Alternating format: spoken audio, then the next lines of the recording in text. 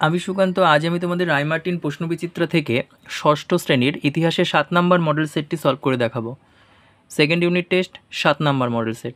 তো চলো শুরু করা যাক। দেখো, 1 নম্বর, ইন্দো আর্য ভাষার সবচেয়ে পুরনো সাহিত্য হলো ঋগ্বেদ। 2 নম্বর, বৈদিক যুগে জনপ্রিয় খেলা ছিল পাশা। 3 নম্বর, দক্ষিণ ভারতের একমাত্র মহাজনপদ ছিল অসমক। 4 নম্বর, গৌতম বুদ্ধ মারা যান বি নাম্বার 486 খ্রিস্টপূর্বাব্দে। 5 নম্বর, অশোক স্তম্ভটি ভারতের জাতীয় প্রতীক হিসাবে গ্রহণ করা হয়েছে 26শে জানুয়ারি 1950 সাল। তারপরে 6 নম্বর, ভারতীয় উপমহাদেশে সোনার মুদ্রা প্রথম চালু করেন ডি নাম্বার বিম কদফিশেস। আচ্ছা, 2-এর 1 নম্বর দেখো, ঠিক না ভুল, জেন দাবেস্তার শ্রেষ্ঠ দেবতা ইন্দ্র, এটা ভুল। 2 নম্বর, পরবর্তী বৈদিক সমাজে 4টি বর্ণের নাম লেখো, ব্রাহ্মণ, ক্ষত্রিয়, বৈশ্য আর শূদ্র। আচ্ছা, তারপরে দেখো 4 নম্বর, শূন্যস্থান পূরণ করো। বৌদ্ধ ধর্মের প্রথম সঙ্গীতই অনুষ্ঠিত হয়েছিল রাজগৃহ। আচ্ছা, তারপরে দেখো 5 নম্বর, সাম্রাজ্য কাকে বলে?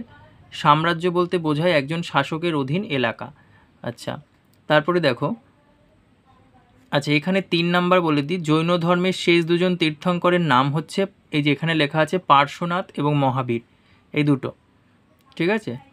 আচ্ছা, তারপরে দেখো 6 নম্বর, কত খ্রিস্টাব্দে প্রথম চন্দ্রগুপ্ত শাসক হন? 319 থেকে 320 খ্রিস্টাব্দে। এবার 3-এর 1, মেগালিথ কেন্দ্র থেকে কী কী জিনিস পাওয়া গেছে?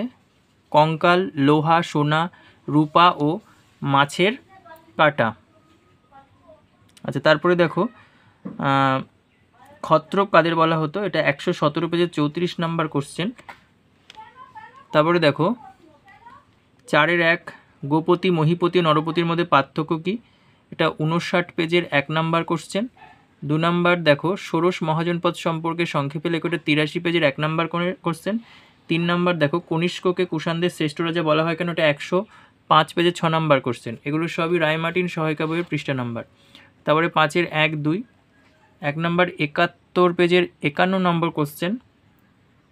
2 নম্বর, নব্য ধর্ম আন্দোলনের উদ্ভবের কারণগুলি কী কী? এটা 85 পেজের 5 নম্বর কোশ্চেন। 3 নম্বর 106 পেজের 2 নম্বর কোশ্চেন।